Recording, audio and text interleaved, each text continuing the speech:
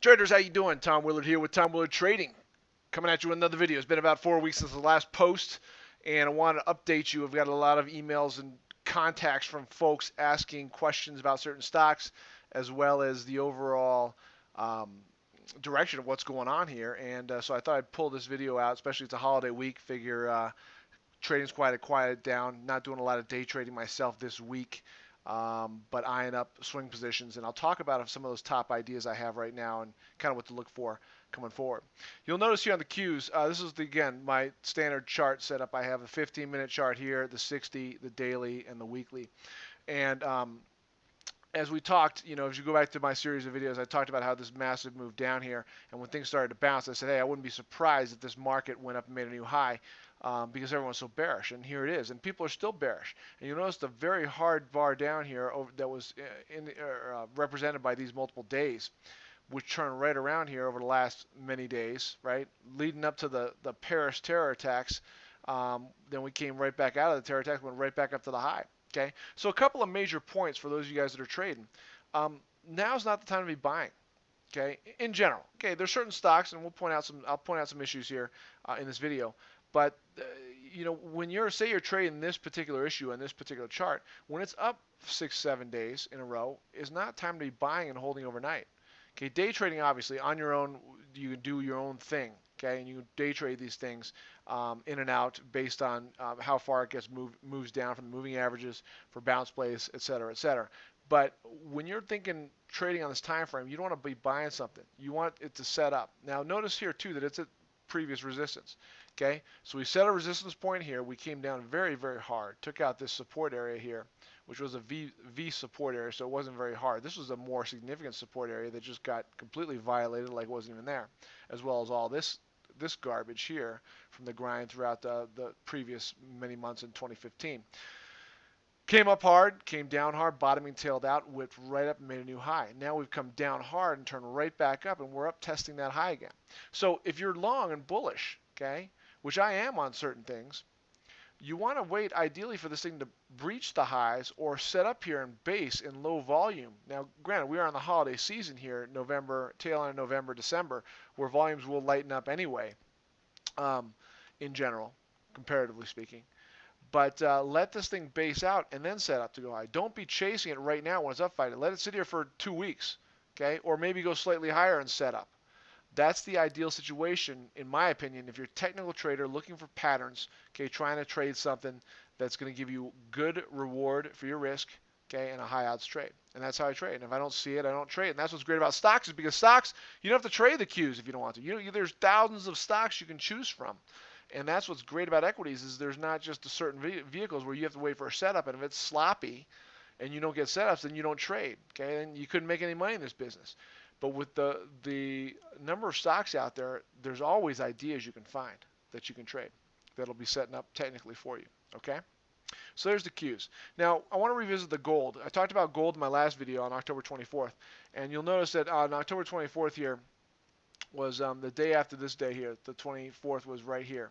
So it was pulling back. I had bought it down here in this area, okay? And I talked about selling contracts against it to pick up more shares back here. Now my contracts expired worthless, so I was able to collect the premiums on that. And then my swing position, the position I was holding, okay, in a long position, it came down and hit my stop. So I got out of my swing position on this. Okay, so it was a loser for me on my swing position that I held, but I did collect premiums on the way up here. Okay, selling options in this 106, 105, 104 area.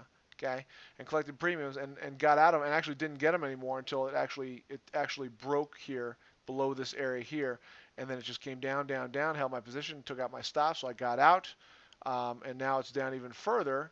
And if you see here on the weekly chart, we're down pretty extended now past this support point and hanging out here with the big report coming out in December, okay, where the FOMC may or may not raise rates. And everyone's seeming to think that they're going to raise rates, no doubt about it, in December. Okay, so if you think that's going to happen, it's going to damage the price of gold, which I believe that if they do raise rates, it will damage the price of gold. All right, and let's just talk about that. Okay, because right now I don't know what the percentages are that people are throwing out there for when the possibility of a rate hike, December. But the bottom line is whether they do or they don't, I don't know what's going to happen to gold or what's going to happen to the market. You know, from a pure economical sense, in my training anyway, it's bad for U.S. multinational companies if if the interest rates are raised and everyone else is holding steady or cutting rates. It is going to do some serious damage to our multinationals. Now, purely domestic plays, it couldn't be, but there tends to be kind of a ripple in the pond effect. And it could be one of those things where it may take some time to resonate in the market, but it could hit the market right away. So I think a balanced approach, diversifying, is a good idea. Now, gold, conventionally speaking, if they raise interest rates here, gold would get punished. Okay, and like I said, if my stop gets hit in the last video, in anything I play, I get out and I take my loss, and I'm done, and I look for another setup. Now, right now, would I go short on gold? I would consider it, but not when it's extended like this. I talked about that in the cues, right? Don't be shorting something that's down here. Wait for it to retrace first.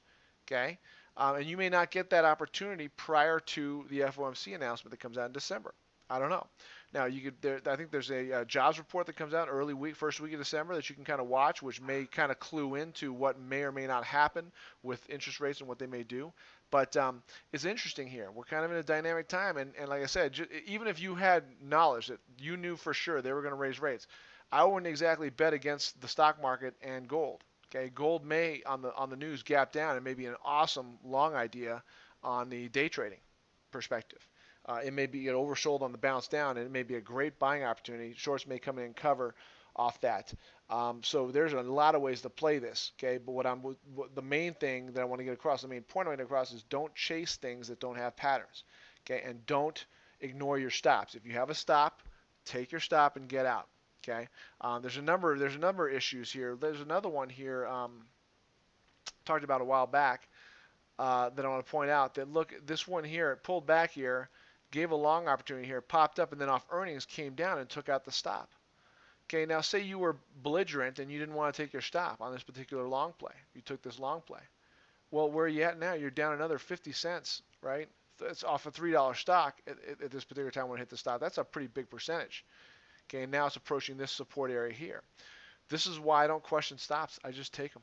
Okay, so you've got to know where that is, and you've got to take your stops when they get hit, and don't ask any questions, and then look to get in. And then technically, when you're getting stopped out, you're getting stopped out for amount of money that you were anticipating and willing to risk in regards to the possible reward that you would have gotten had it gone to your target.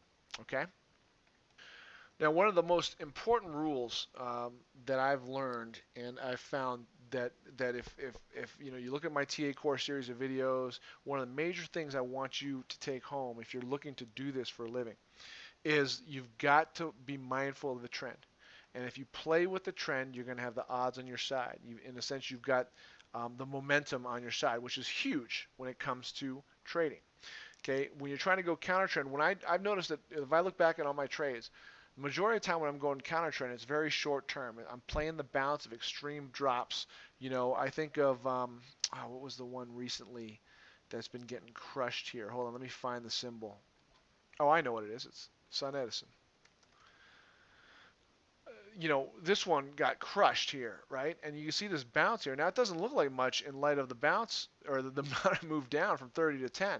But when it gets that move and that extended, that's when I make a great living off the bounce on a day trading perspective only.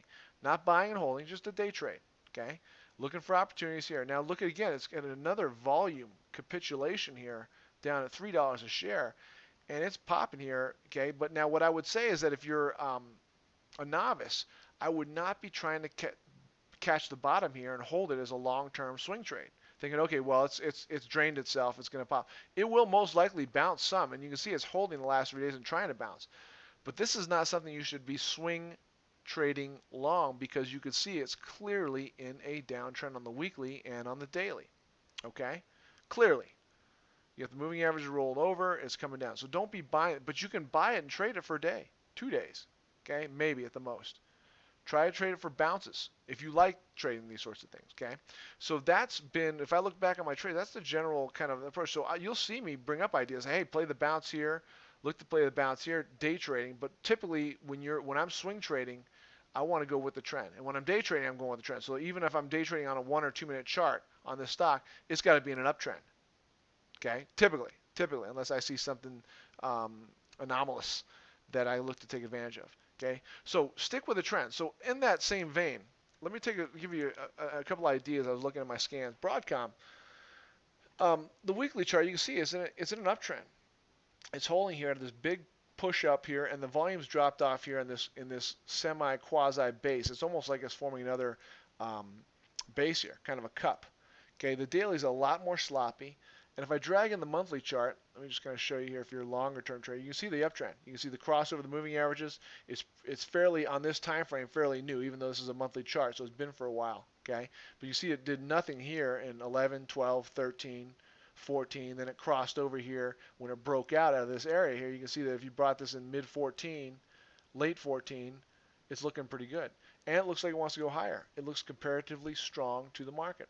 So Broadcom's one that I would watch as a long idea. Now, that doesn't mean you just buy it, okay? But look for your setups. You've got a possible breakout over 54 here, although you do have some traffic here to the left to consider, okay?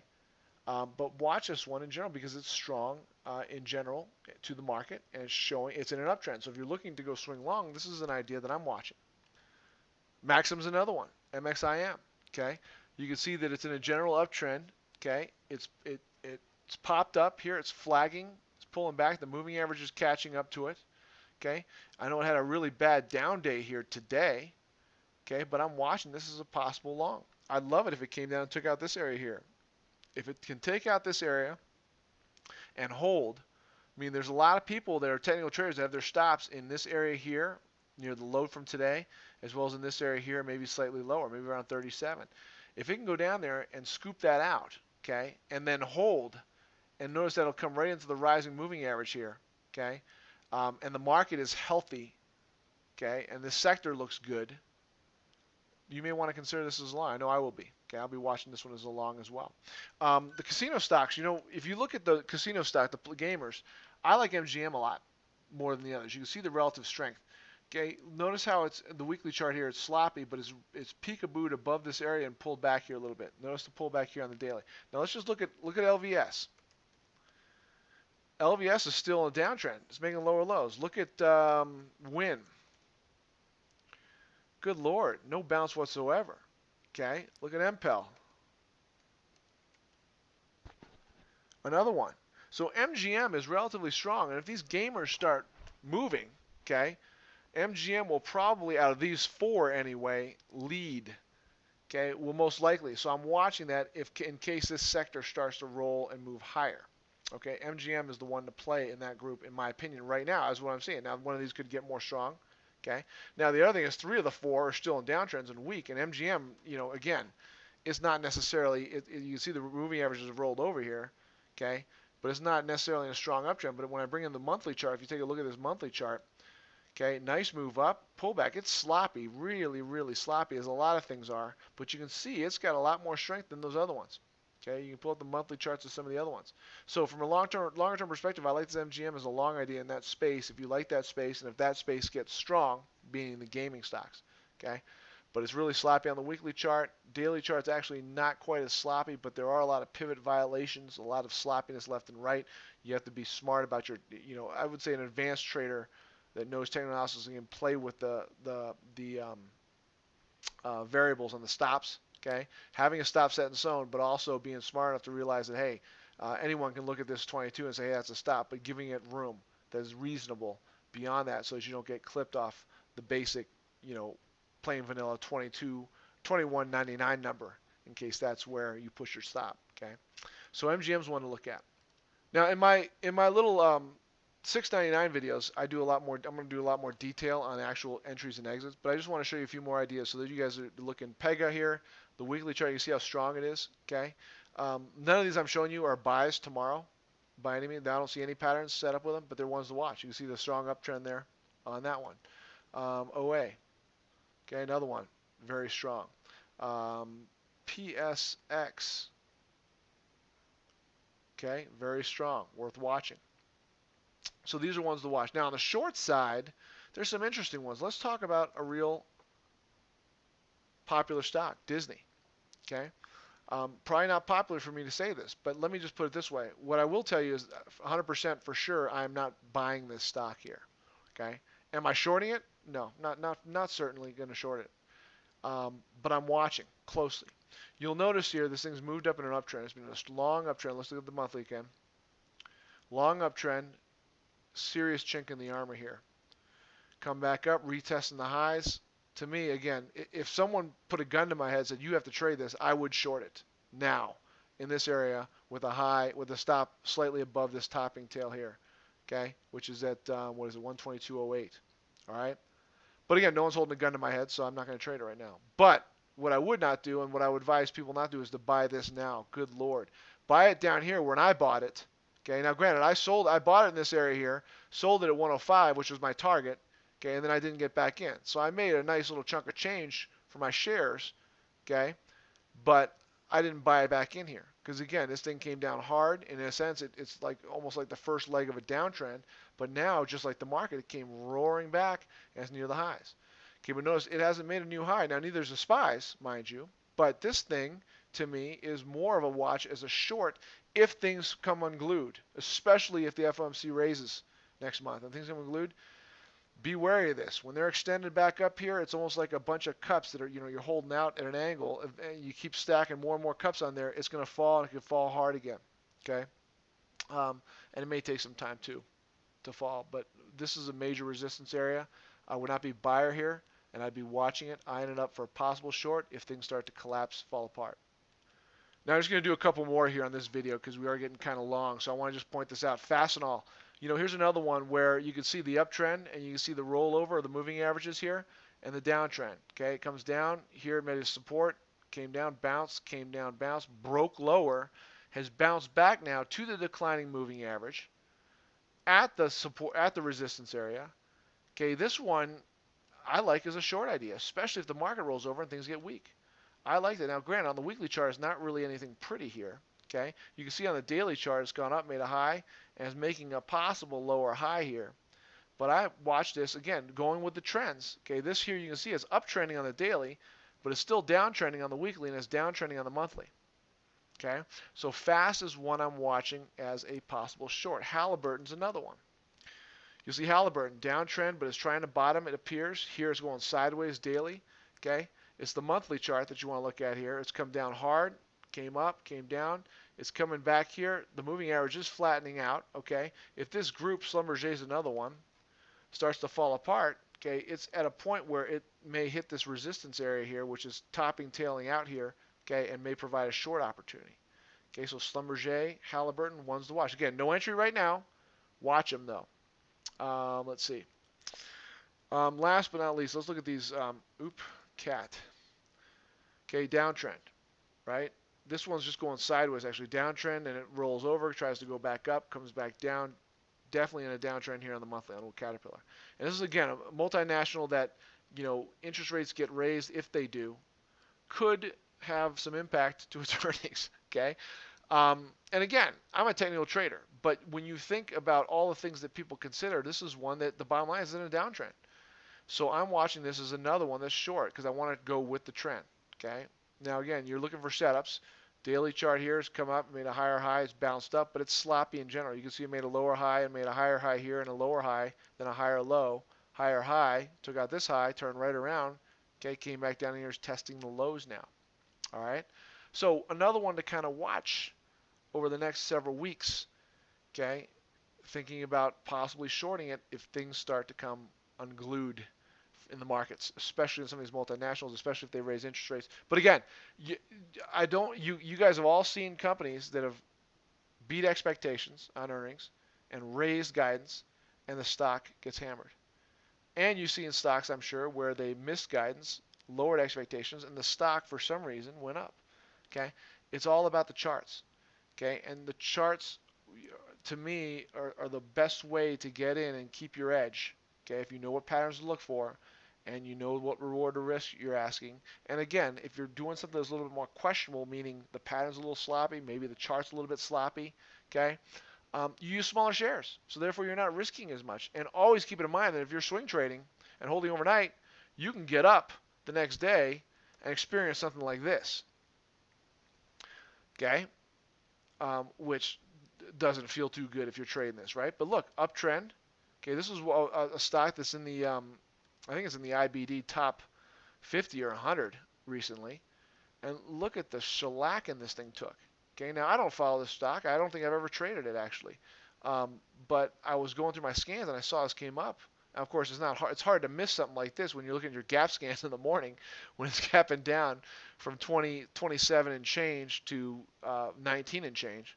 Okay, but you can see how an uptrend can all of a sudden turn into a colossal, okay, painful overnight thing.